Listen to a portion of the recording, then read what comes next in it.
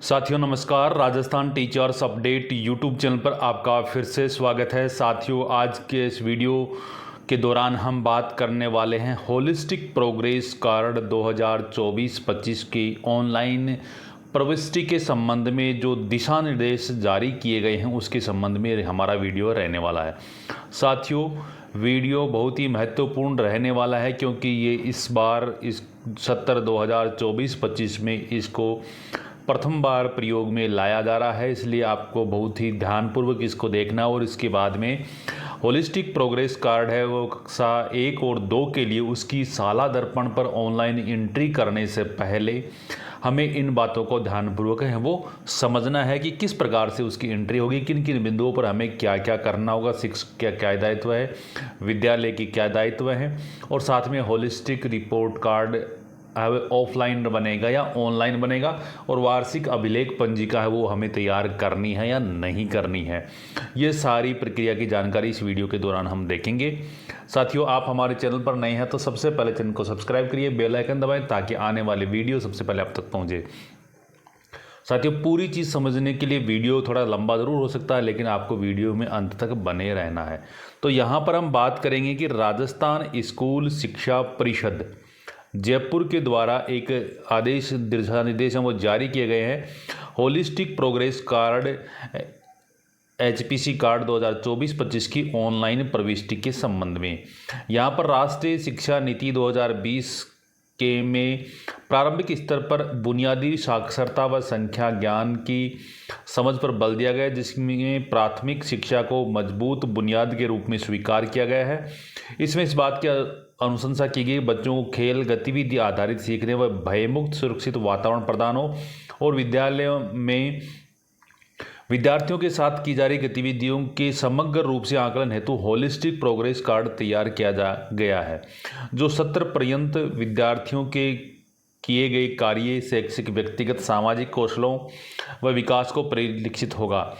इस शैक्षिक सत्र में 2024-25 में कक्षा 1 से 2 के विद्यार्थियों को समग्र रूप से सत्र के अंत में होलिस्टिक प्रोग्रेस कार्ड यानी जिसको HPC के नाम से हम जानते हैं उपलब्ध कराए जाएंगे, जो साला दर्पण पोर्टल पर ऑनलाइन प्रविष्टि के पश्चात प्रिंट के माध्यम से उपलब्ध होंगे।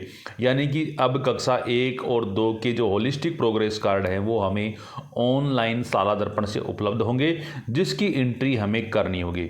इसका उद्देश्य यहाँ पर बताया गया है, इसका सतत व्यापक मूल्यांकन को परिलक्षित करने के लिए, शैक्षिक प्रगति के अंकों के स्थान पर ग्रेड के रूप में दर्ज करने के लिए, और प्रगति की निरंतर व नियमानुसार निरंतर मॉनिटरिंग करना, विद्यार्थियों की शैक्षिक व्यक्तिगत व सामाजिक कौशलों पर प्रगति को समेकित रूप से दर्ज करना, विद्यार्थियों के अधिगम अंतराल को निरंतर आकलित करते हुए कम करना, FLN के उद्देश्यों की संप्राप्ति हेतु माध्यम हेतु तैयार करना, पारिवारिक शिक्षा व औपचारिक शिक्षा का समन्वय स्थापित करना, खेल विधि के माध्यम से पठन लेखन भाषा संख्या ज्ञान की समझ का आकलन करना, ये दिया है। अब यहाँ पर इसमें HPC की विशेषताएं बताई हैं कि विद्यार्थियों के सतत एवं व्यापक मूल्यांकन का प्रतिफल है। ये विद्यार्थियों का 360 डिग्री आयामों को परिलक्षित के लिए किया गया है। अंकों के स्थान पर इसमें ग्रेड दर्ज करते हुए शैक्षिक प्रगति को अंक करना है। यहाँ पर ग्रेड है वो कौन सी रखनी, ABC। A ग्रेड का मतलब है विद्यार्थी स्वतंत्र रूप से कार्य कर पा रहा है या स्तर की दक्षता वो जो उसका स्तर है उसके अकॉर्डिंग वो दक्षता हासिल कर रहा है, तो वो A ग्रेड आएगा। B ग्रेड में वो विद्यार्थी आएंगे जो शिक्षक की सहायता से कार्य कर पाता है और मध्यम स्तर की समझ व दक्षता उसकी होना। C ग्रेड है वह शिक्षक की विशेष सहायता से कार्य कर पाना व आरंभिक स्तर की समझ या दक्षता होना। विद्यार्थियों की निरंतर प्रगति का आधार है। विद्यार्थियों की अकादमिक व गैर अकादमिक प्रगति इसमें शामिल है।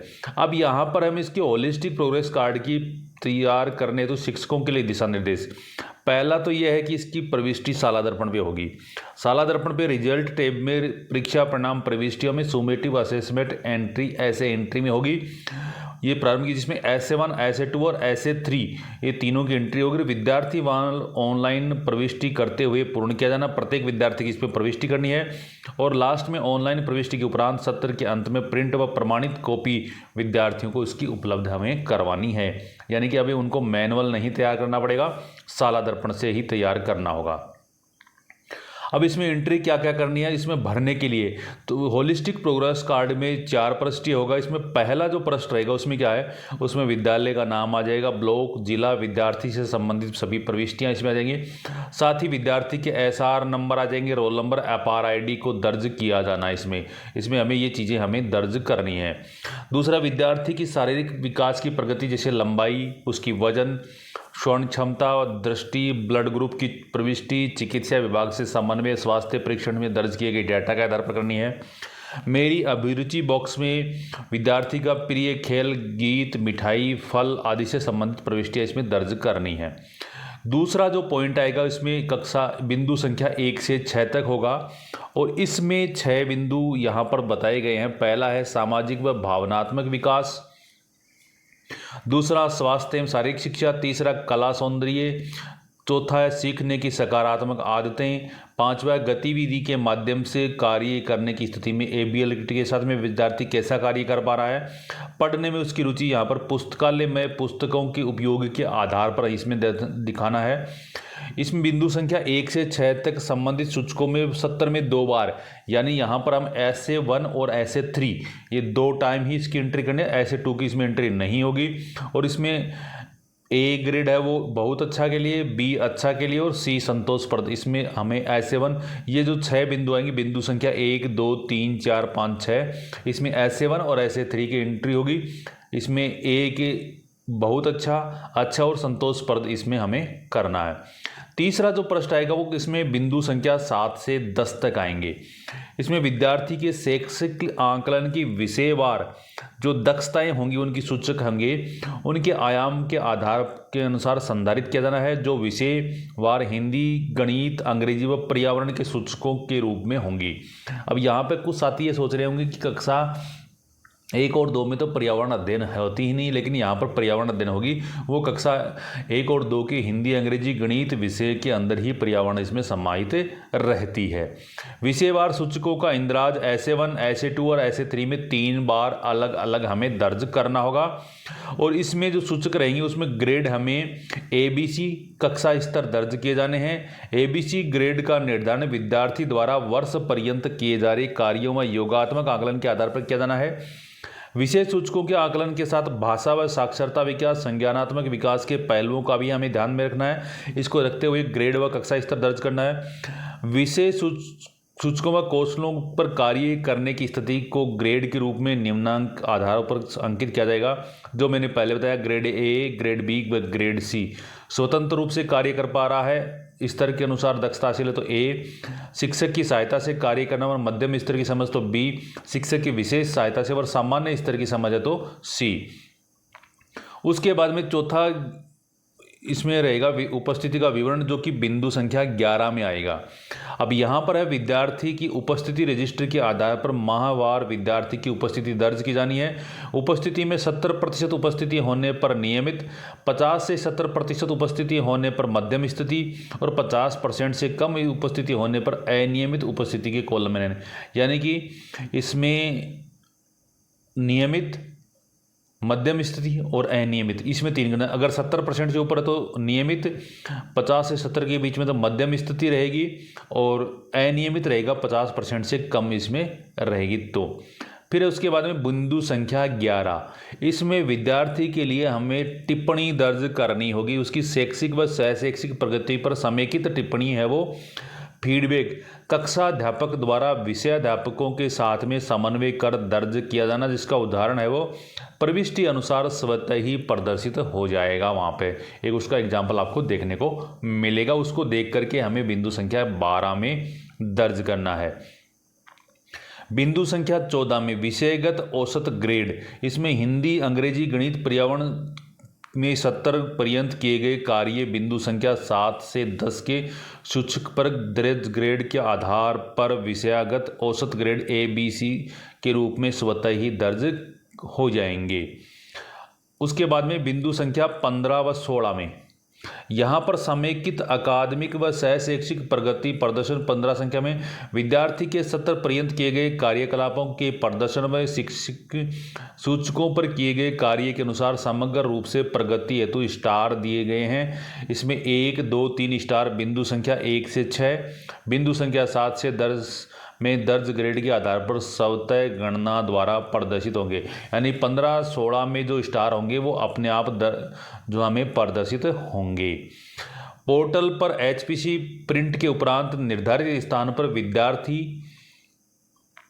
अभिभावक, कक्षाध्यापक, संस्था प्रधान के हस्ताक्षर कराते हुए अभिलेख द्वारा जारी किया जाए और विद्यार्थी की प्रगति फीडबैक सहित साझा की जाए। सत्र के दौरान ऐसे 1, ऐसे 2 और ऐसे 3 की पश्चात भी विद्यार्थी की शैक्षिक प्रगति को अभिभावकों के साथ में साझा किया जाना है। उसके बाद में 9 नंबर पॉइंट है, इसमें कक्षा 1 व 2 के विद्यार्थियों के साथ अप्रैल माह में किए जाने वाले योगात्मक आकलन यानी ऐसे 3 हेतु भाषा, गणित, पर्यावरण के महत्वपूर्ण कौशल व दक्षताओं पर आधारित सैंपल टूल सुझाव स्वरूप संलग्न किए गए, जिन्हें दिए गए QR कोड में गूगल स्कैनर से स्कैन करके प्राप्त किया जा सकता है। उक्त टूल के आधार बनाकर शिक्षक कक्षा स्तर पर आकलन टूल तैयार कर सकते हैं। अब यहाँ पर क्या कि हमें ये QR कोड दिया गया, इसको आप स्कैन करके और आप एक गूगल ड्राइव में आपको हिंदी, अंग्रेजी और गणित, पर्यावरण अध्ययन से संबंधित यहाँ पर ऐसे 3 को जो आकलन जो पेपर होगा उसके पेपर आपको यहाँ पर मिलेंगे। आप उस सैंपल टूल के आधार पर अन्य पेपर भी आप तैयार कर सकते हैं और उसके आधार पर विद्यार्थियों का ऐसे 3 हमें लेना है। अगला 10 बताया कि इसमें RSCRT उदयपुर द्वारा विकसित असेसमेंट पोर्टल पर उपलब्ध दक्षता आधारित प्रश्न बैंक का उपयोग भी शिक्षकों द्वारा किया जा सकता है, जिसका लिंक यहाँ पर दिया गया है। इसका वीडियो भी आपको इसके डिस्क्रिप्शन बॉक्स में डाल दिया जाएगा और QR कोड का जो लिंक है इसका भी गूगल ड्राइव में लिंक मिल जाएगा। आपको स्कैन करने की आवश्यकता नहीं है, लेकिन ये आपको इसके डिस्क्रिप्शन बॉक्स में आपको मिलेगा। अब यहाँ पर हम शिक्षक एवं कक्षाध्यापक के दायित्व है। बुनियादी साक्षरता व संख्या ज्ञान के निर्देशानुसार शैक्षिक गतिविधियों का नियोजन कर विद्यार्थी का नियमित व सतत समग्र आकलन, शिक्षण सहयोग करना, समय समय पर निर्देशानुसार HPC को पूर्ण करना, विद्यार्थियों की शैक्षिक व सह शैक्षिक प्रगति को अभिभावकों के साथ साझा करना। संस्था प्रधान, PO व UCO के दायित्व है। निर्धारित समय पर कक्षा अध्यापक, विषयाध्यापकों के समन्वय कर शैक्षिक प्रगति को दर्ज कराना और आवश्यकता अनुसार शिक्षकों का आमुखीकरण करना। विद्यार्थियों की शैक्षिक व सह शैक्षिक प्रगति की ऑनलाइन प्रविष्टि करना। न्यून शैक्षिक प्रगति वाले सूचकों की पर चर्चा कर उन्नयन हेतु कार्य योजना बनवाना। समय समय पर कक्षा कक्ष, पोर्टफोलियो, विद्यार्थी वार्षिक अभिलेख पंजिका का अवलोकन व संबलन करना। अब साथियों यहाँ पर बात आ गई कि जो वार्षिक अभिलेख विद्यार्थी वार्षिक अभिलेख पंजिका उसका संधारण करना है या नहीं करना, क्योंकि ऑनलाइन प्रविष्टि होगी। लेकिन मैं आपको बता दूं कक्षा 1 से लेकर के 5 तक के विद्यार्थियों की हमें वार्षिक अभिलेख पंजिका उसका संधारण करना है, जो ऑफलाइन रहेगी। उसी के आधार पर हमें ऑनलाइन है वो शाला दर्पण पर प्रविष्टि हमें करनी है। ब्लॉक व जिला कार्यालय के दायित्व इसमें रहेंगे। दिशा निर्देशों के अनुसार विद्यालय तक इसकी पहुंच को ऐसे 1, ऐसे 2 और ऐसे 3 की पश्चात नियमित रूप से समीक्षा करना और विद्यार्थियों को HPC उपलब्ध कराने तो ऑनलाइन प्रविष्टि पूर्ण कराने पर प्रिंट व वितरण की मॉनिटरिंग है वो करना। ये सारे इसमें रहेंगे। यानी कि अब हमें इसकी शाला दर्पण पर एंट्री होगी। हालांकि शाला दर्पण पर अभी इसकी प्रविष्टि है वो शुरू नहीं हुई है।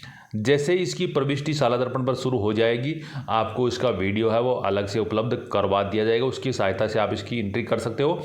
विद्यार्थी अभिलेख पंजिका आपको अवश्य संधारित करनी है। साथियों, ये वीडियो पूर्णतः आपकी जागरूकता व सहायता के लिए बनाया गया है। आपको विभागीय दिशा निर्देशानुसार ही कार्य करना। वीडियो इसके लिए किसी भी प्रकार से उत्तरदायी नहीं रहेगा। धन्यवाद। जय हिंद, जय भारत।